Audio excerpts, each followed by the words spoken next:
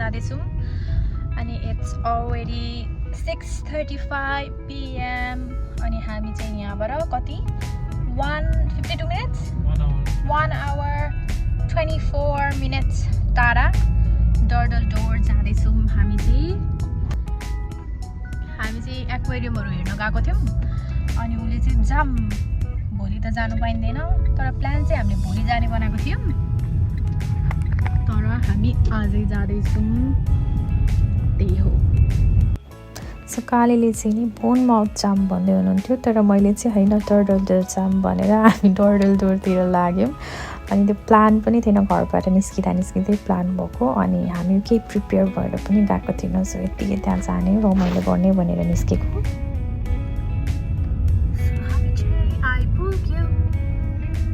यो घरको छतहरूमा चाहिँ पुरै मराल रहेछ क्या अनि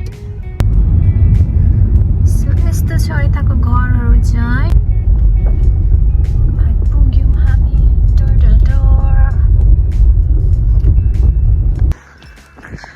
गाइस हामी चाहिँ आइपुगिसक्यौँ नेम्स्ता इज हियर इन चड्डी अनि sun is still up कति बज्यो 8 कति राम्रो पप्पी सो गाइस यसरी हेर्नु पर्दो रहेछ है अब लड्छ यो ग्राभेल रहेछ कस्तो राम्रो देखेको नि थाक्यो जस्तो छ त्यो मान्छेहरू So guys, we're finally here. Oh, कस्तो मजाको रहेछ. Nemsta is here. Second time हो नि तपाईको? मेरो त first time भयो. कस्तो राम्रो है? यहाँ आउँछ त?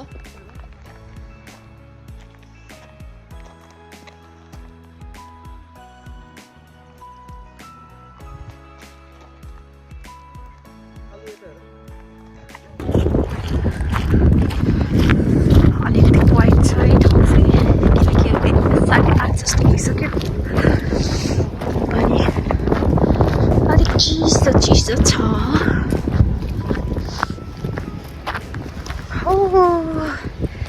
यो डरडलडोर छ त हिँड्ने बाटो वा बुढो कति राम्रो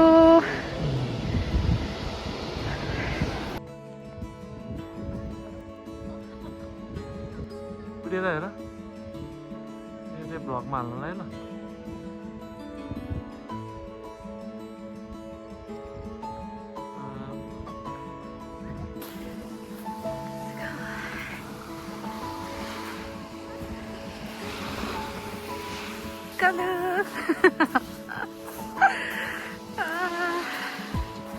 बुढा बिस्तार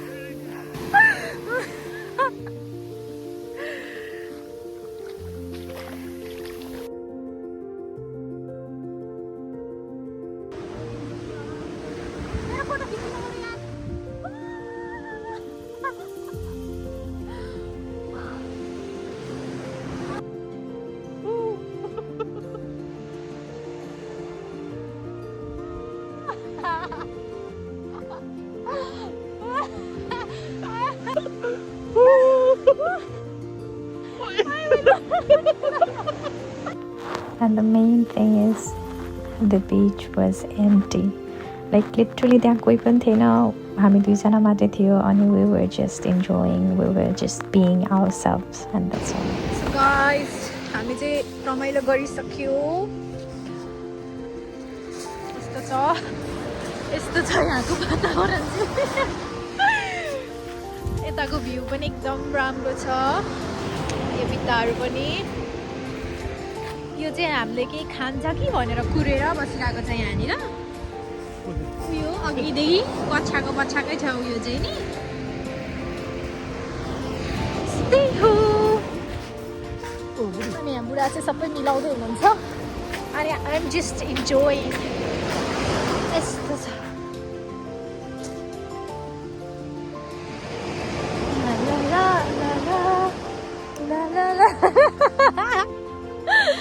काम गर्दै हुनुहुन्छ होइन।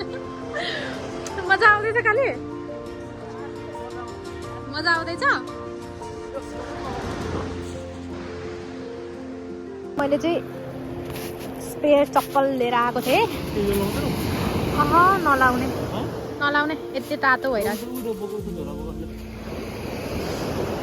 त्यही भित्र हाल्नु न, त्यही भित्र हाल्नु न प्लिज। भारी पो हुन्छ रे यार, मलाई पो बोकाउनु। Let's go. अब बाई बाई, हामी गएँ। मजा आयो बुढा मसँग? सो गाइस हाम्रो यात्रा चाहिँ यही सकियो। अब हामी घरतिर लाग्ने। उकालो चढेर गाह्रो भयो। गाह्रो पो यता फेरि दिइहाल्छ है चलपल, अलिअलि चलपल दिनै पर्यो। यहाँ पनि अर्को एउटा बिच रहेछ।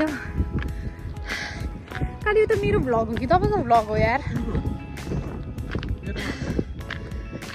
मैले बनाएको भ्लग उसकोमा हाल्ने रे। सो यहाँबाट अर्को ठाउँ पनि जाने बित्दै रहेछ। अनि हामी चाहिँ जाँदैनौँ मैले, किनकि टायर्ड। अनि हामी चाहिँ जाँदैछौँ।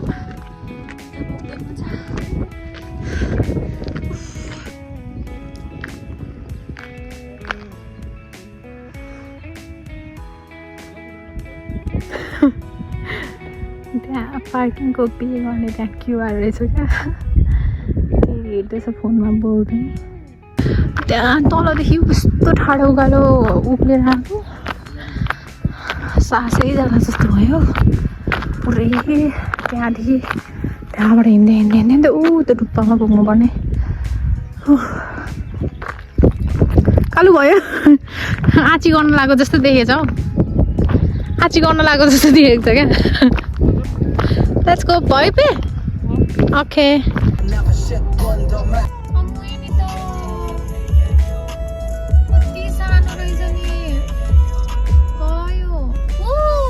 उसको आमा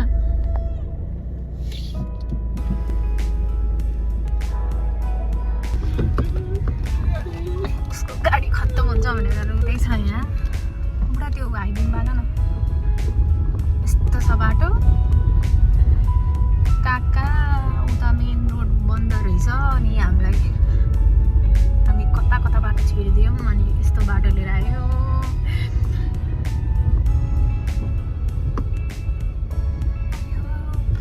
बाटो चाहिँ राम्ररी जाओस् मेन रोडमा।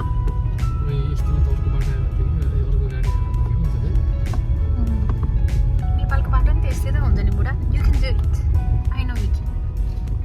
तर गाडी त लाग्छ नि त। नेपालको बाटोमा कस्तोमा गाडी लिएर जान्छ मान्छेहरू। नेपालमा सस्तो छ नि त। किन हो बुढा? यता त बत्तीहरू पनि बालेको छैन त मान्छेहरूले।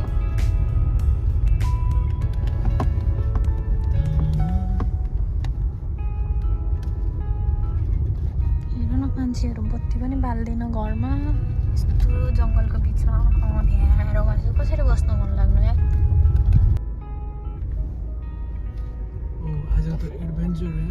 Adventure, very very adventure. यस्तो बाटो त युकेमा नि यस्तो बाटो युके भन्नु पाइने रहेछ होइन? नेपालको जस्तो खोल्छ है। ओइ बुढी, यो त प्राइभेट प्रपर्टी होला। तर बाटो त ल्यायो त, अब हामीले के गरौँ? लास्टमा घुमाउने ठाउँै नभएको रे छ होला। बाटो देखाइरहेछ त्यहाँ। ए अँध्यारो भइसक्यो। अहिले चाहिँ 10 बज्यो। सिमे साग होइन त? सिमे साग यो खोइ के हो थाहा छैन बुढो। कस्तो ठाउँ आयो, कस्तो